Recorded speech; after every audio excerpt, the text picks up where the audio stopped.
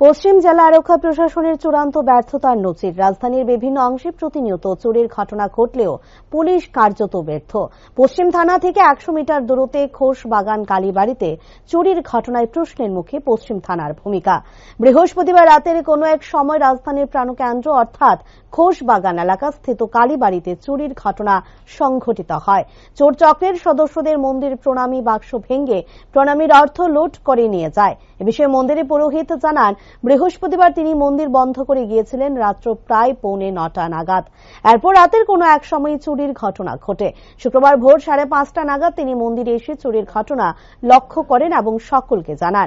চোর চক্রের সদস্যরা মন্দিরের দুটি প্রণামী বাক্স ভেঙে নগদ অর্থ লুট করে নিয়ে যায়। কয়টায় হয়েছে তা আমি কইতে পারতাম না, কিন্তু আমি সকালে আইছি প্রায় 5:30টা। আমি এই গেটটা খুলছি, খুললা দিই যে পেছনে ত্রিশুল, ছোট্ট একটা ত্রিশুল দেখে আমার সন্দেহ হয়েছে। পরে আমি চাইয়া দিই যে দরজা খোলা। এরপরে ছবি দিয়া চাইয়া দিই যে আমার এই বাক্স টাক্স ভাঙা, সমস্ত টাকা নিচে গা। এরপরে আমি কমিটির সবাইকে জানাইছি। ওইটা প্রণামী বাক্স দুইটা, একটা গণেশ ঠাকুরের, একটা হলো শনি ঠাকুরের।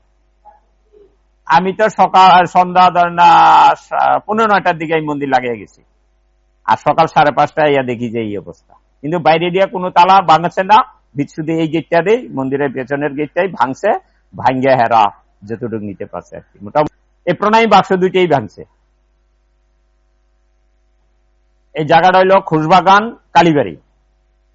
খোশবাগান কালীবাড়ি থানা তো হইলো আমরা পশ্চিম থানা।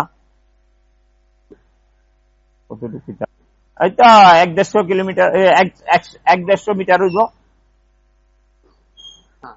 ওই তো হইলো, তো মা তো দেখাইলো। পুলিশের টহলদারি তো দরকারি, কারণ কি জানে যেভাবে চুরি ডাকাতি হইতেছে